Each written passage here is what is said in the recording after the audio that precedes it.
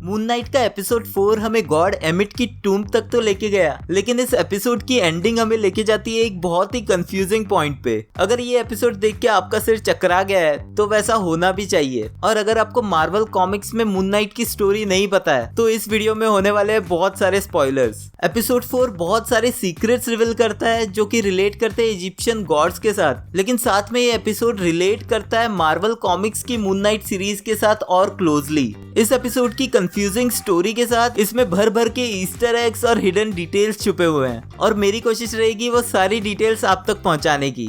Hi super fans, I am Swapnil और इस video में मैं करूंगा मून नाइट के एपिसोड 4 द टूम का ब्रेकडाउन और बताने की कोशिश करूंगा सभी हिडन डिटेल्स और ईस्टर एग्स भी। तो without wasting any more time, let's begin the video. तो एपिसोड 4 शुरू होता है होरस के अवतार के साथ, जो खोंशू के स्टैचू को उस जगह रखता है जहां बाकी सभी इम्प्रिजन गॉड्स के स्टैचूज हैं। अब इजिप्शियन माइथोलॉजी के हिसाब से तो इनीड में सिर्फ 9 गॉड्स थे, लेकिन यहाँ पर हमें 10 स्टैचूज ऑलरेडी दिख रहे हैं और कुछ गॉड्स के अवतार अभी भी बाहर एग्जिस्ट करते हैं। इसका मतलब है कि एमसीयू में इससे भी ज्यादा कई और इजिप्शियन गॉड्स एग्जिस्ट कर रहे हैं जिनके बारे में हमें फिलहाल पता नहीं है। और मून नाइट की सारी हिस्ट्री रिलेट करती है इजिप्शियन गॉड्स के अराउंड। एपिसोड 4 की ट्विस्टेड स्टोरी में हम एंड में मार्क को देखते हैं एक मेंटल असाइलम में, और मार्वल कॉमिक्स के हिसाब से मार्क को यहाँ से बाहर निकालने में गॉड अनुबिस का बहुत बड़ा हाथ है। लेकिन मून नाइट सीरीज में मार्क को इस असाइलम से बाहर निकालने में शायद कोई और ही गॉड हेल्प करेगा, जिसके बारे में एंड में बात करूंगा। अब हमें दिखता है स्टीवन, जो कि पिछले एपिसोड में बेहोश हो गया था। लाइला उसे जगाने की कोशिश करती है, बट जब वो रियलाइज करती है कि हैरो के आदमी उन्हें मारने के लिए उनके पीछे पड़े हैं तो वो उसे खींच के ट्रक तक लाने की कोशिश करती है और फिर वो अपनी सूझबूझ और चालाकी से एक फ्लेयर यूज करके उस एनिमी ट्रक को ही उड़ा देती है। स्टीवन को भी होश आ जाता है और लाइला उससे मार्क को बॉडी सौंपने को कहती है, लेकिन स्टीवन रिफ्यूज कर देता है ये कह के कि क्योंकि अब खोंशू एग्जिस्ट नहीं करता तो मार्क के प्रॉमिस के हिसाब से अब स्टीवन उसे बॉडी वापस नहीं देने वाला। अब वो दोनों ट्रेवल करके जाते हैं उस डायरेक्शन में जहां गॉड एमिट की टूम्ब है। यही रास्ते में उन्हें एक गोट भी दिखती है। मून नाइट के एपिसोड 2 में जब स्टीवन आर्थर हैरो से मिलता है तो उस गांव में भी उसे एक गोट दिखती है। अब इजिप्शियन गोट गॉड है खनुम, तो हो सकता है कि मून नाइट के फ्यूचर में इस गोट गॉड का भी कुछ इंपॉर्टेंट पार्ट हो। वो दोनों जब टूम की लोकेशन पे पहुंचते हैं तो रियलाइज करते हैं कि आर्थर और उसके आदमी ऑलरेडी वहां पहुंच चुके हैं। उन्हीं के बनाए हुए कैंप से वो सप्लाईज इकट्ठा करते हैं, लेकिन वो वहां पड़े कुछ टूल्स मिस कर देते हैं। ये टूल्स है मम्मीफिकेशन टूल्स। एंशिएंट इजिप्ट में मम्मीज को बनाने के लिए ये टूल्स यूज किए जाते थे, यानी कि बेसिकली बॉडी के पार्ट्स निकालने के लिए, जो कि एपिसोड में आगे यूज होते हुए भी दिखेगा। अब स्टीवन और लाइला के डिस्कशन में स्टीवन उसे बताता है कि मार्क लाइला को खोंशू से बचा रहा है क्योंकि खोंशू लाइला को अपने नेक्स्ट अवतार के रूप में चाहता है। इसी सब बातों के बीच लाइला स्टीवन को किस कर लेती है और कुछ सेकंड्स के लिए सही, पर मार्क कंट्रोल लेके खुद को ही पंच करता है ताकि वो स्टीवन को हर्ट कर सके। अब टूम की अंडरग्राउंड लोकेशन पे पहुंचने पे स्टीवन को लाइला ये भी बताती है कि उसका फादर एक आर्कियोलॉजिकल मिशन के दौरान मारा गया था, जो कि हमें वापस लेके आता है मून नाइट कॉमिक्स की स्टोरी पे, जिसमें सिमिलर स्टोरी में ऐसे ही सिचुएशन में मार्लिन एलरॉन का फादर मारा गया था, जो कि एक आर्कियोलॉजिस्ट था। और एमसीयू में लाइला मार्लिन का ही कैरेक्टर पोर्ट्रे कर रही है और आगे चल के हमें आर्थर के थ्रू ये भी पता चलेगा कि उसका फादर एक मर्सनरी के हाथों मरा था, जो कि कोई और नहीं बुशमैन ही है।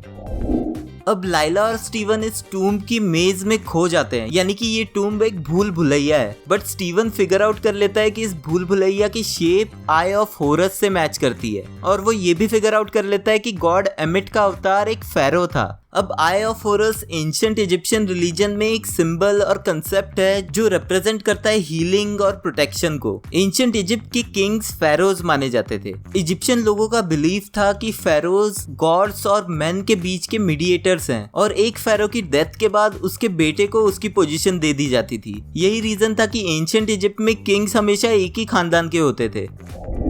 अब जब लाइला और स्टीवन नेक्स्ट रूम में जाते हैं तो उन्हें वहां दिखता है खून से भरा टेबल, जिसके साथ में कुछ जार्स और कुछ वेपन्स पड़े होते हैं। अब इसी रूम की वॉल पे हेका प्रीस्ट के ड्राइंग्स होते हैं। इजिप्शियन माइथोलॉजी के हिसाब से हेका गॉड ऑफ मैजिक और मेडिसिन है और यहाँ पर हेका प्रीस्ट को उसी के फॉलोअर्स माना गया है। मार्वल कॉमिक्स में हेका नट नाम से एक इजिप्शियन सॉर्सर जरूर एग्जिस्ट करता था, लेकिन उसका मून नाइट से कुछ रिलेशन नहीं था।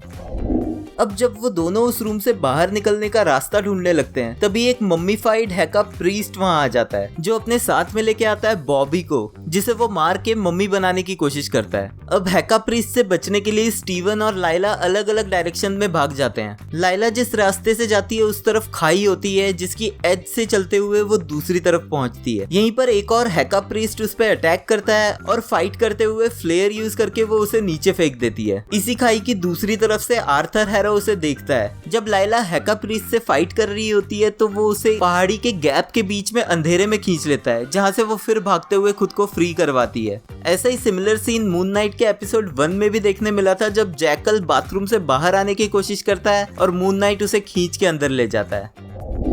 अब मम्मी को हराने पर आर्थर लाइला की तारीफ करता है, जिससे चिढ़ के वो वहाँ से जाने लगती है, लेकिन आर्थर उसे आवाज लगाता है माई लिटिल स्कैरब कह के। इसी सेम नाम से उसका फादर भी उसे बुलाता था। अब आर्थर लाइला को बताता है कि उसके फादर की डेथ के पीछे मार्क का हाथ है। अब एक बहुत इंटरेस्टिंग चीज लाइला के फादर के नाम के साथ रिलेट करती है। उसके फादर का नाम है अब्दुल्ला एल फाउली। अब कॉमिक्स में अब्दुल फाउल एक ऐसा कैरेक्टर था जो आर्कियोलॉजिस्ट और इजिप्शियन सुपर हीरो था, जिसे स्कारलेट स्कैरब के नाम से जाना जाता था। उसके पास एक एंशिएंट रूबी स्कैरब था जो उसे पावर्स देता था सुपर स्ट्रेंथ, ड्यूरेबिलिटी और फ्लाइट की, और उसके बाद उसका बेटा सेकंड स्कारलेट स्कैरब बना था। तो हो सकता है कि लाइला का जो ये नाम है लिटिल स्कैरब, वो उसी तरफ हिंट दे रहा है कि आगे चल के लाइला स्कारलेट स्कैरब बन सकती है। अब दूसरी तरफ स्टीवन पहुंच जाता है उस रूम में जहां पर गॉड एमिट के अवतार की कब्र है। अब इस रूम में घुसते ही वो दो चीजों को नोटिस करता है। एक है टुटमोस टू। टुटमोस टू भी एंशिएंट इजिप्ट का एक फेरो था, और उसके अलावा वो दूसरा नाम लेता है नेफरटीटी का। नेफरटीटी एंशिएंट इजिप्ट की एक क्वीन थी। अब स्टीवन कब्र पे मैसेडोनियन लैंग्वेज पढ़ता है। इस मैसेडोनियन लैंग्वेज को पढ़ के उसे रियलाइज हो जाता है कि ये कब्र अलेक्जेंडर द ग्रेट की है। Alexander the great Macedonia kingdom का राजा था, जिसने कि ऑलमोस्ट सारे वर्ल्ड को कंकर कर लिया था।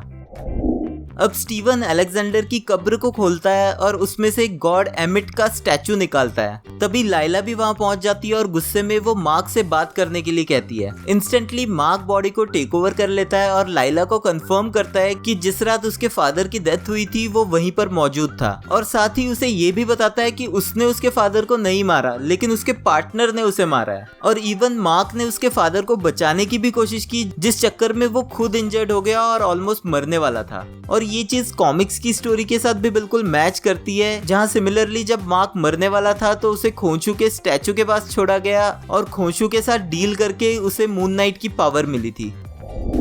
अब इन दोनों के झगड़े के बीच हैरो के आदमी वहां पहुंच जाते हैं। मार्क लाइला को छुपने के लिए कहता है और खुद अलेक्जेंडर की कब्र से एक वेपन उठा के उन लोगों से फाइट करने लगता है, और हैरो गुस्से में आके उसे शूट कर देता है। मार्क की बॉडी पानी में गिरती है और डूबती जाती है, जिसके बाद अंधेरा हो जाता है और फिर हमें लाइट दिखती है, और जिसके बाद स्टोरी टोटली चेंज हो जाती है।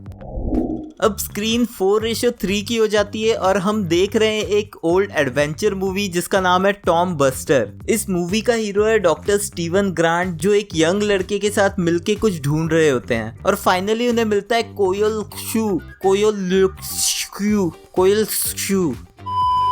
फाइनली उन्हें मिलता है लूनर गॉड एज़टेक का स्टैचू। अब धीरे धीरे कैमरा पैन आउट होता है और हमें पता चलता है कि हम एक मेंटल हॉस्पिटल में हैं। अब एक सिनेमैटिक शॉट में इस मेंटल हॉस्पिटल के सभी कैरेक्टर्स दिखाए जाते हैं, और अगर ध्यान से नोटिस करेंगे तो ये सारे कैरेक्टर्स हमने मून नाइट सीरीज के पिछले एपिसोड्स में ऑलरेडी देखे हैं। इन कैरेक्टर्स में जो बिंगो के नंबर्स काउंट कर रहा है वो क्रॉली है, यानी कि गोल्डन स्टैचू मैन। क्रॉली सबसे पहले बिंगो नंबर B22 कहता है, जो कि रेफरेंस हो सकता है मून नाइट की वॉल्यूम 1 इशू 22 का, जिसकी स्टोरी एक ऐसे ही रिसर्च हॉस्पिटल के अराउंड बिल्ड है। इसके अलावा भी वो कुछ और नंबर्स कहता है, जिनमें G15, T16, B7, N39 और I2 भी है। ये सभी नंबर मून नाइट कॉमिक्स के इश्यूज से रिलेट करते हैं। इसके अलावा हमें एक आदमी दिखता है रूबिक्स क्यूब के साथ खेलते हुए, जो हमने स्टीवन को भी बहुत बार करते हुए देखा है। क्रॉली के अलावा एपिसोड 1 में दिखा वेटर भी यही दिखता है, और डोना दिखती है एक प्लस स्कैरब टॉय के साथ खेलते हुए। ये वही प्लशी टॉयज है जिसे हमने फर्स्ट एपिसोड में म्यूजियम में देखा था। यहीं पर डोना के पीछे की घड़ी की एक सुई खोंचू की स्टिक के क्रेसेंट मून की तरह दिखती है। डोना को मेडिसिन देती है बॉबी कैनेडी, जो कि आर्थर के एजेंट्स में से एक थी, और लास्ट एपिसोड में दिखा बैग कपकेक्स की कार्ट लेके आता है। एपिसोड 1 में जिस वैन को लेके स्टीवन भागता है उसके ऊपर भी कपकेक बना था। यही हमें लगैरो भी दिखती है जो खोंशू की फोटो ड्रॉ कर रही होती है। और फाइनली मार्क को दिखाने से पहले हमें दिखती है गस द गोल्डफिश। और एपिसोड 2 में दिखा दूसरा एजेंट बिली मार्क को व्हील चेयर पे एक विंडो के सामने लाके रोकता है। मार्क के सामने ही एक व्हाइट बोर्ड पे बहुत सारी फोटोज लगी होती हैं, जिनमें एक और फोटो ऐड करती है लाइला, जो कि वही व्हाइट कलर की कैंडी खा रही है जो वो पिछले एपिसोड की स्टार्टिंग में भी खाते हुए दिखी थी। और ये वही फोटोज है जिन्हें हमने फर्स्ट एपिसोड में देखा था, जो स्टीवन के हिसाब से उसकी माँ ने उसे भेजे थे। जब लाइला स्टीवन से बात करने के लिए उसके पास आती है तो उसकी एक उंगली पे एक बैंडेज दिखता है जिसपे रेड स्कैरेब की पेंटिंग है। ये एक हिंट हो सकती है स्कारलेट स्कैरेब की तरफ, जिसे मैंने पहले बताया था। हो सकता है कि ये स्कारलेट स्कैरेब का एक रेफरेंस ही हो, या फिर पॉसिबिलिटी है कि मून नाइट के सीजन 2 में हमें स्कारलेट स्कैरेब देखने भी मिले। बट फिलहाल मून नाइट का सीजन 2 अनाउंस नहीं हुआ है।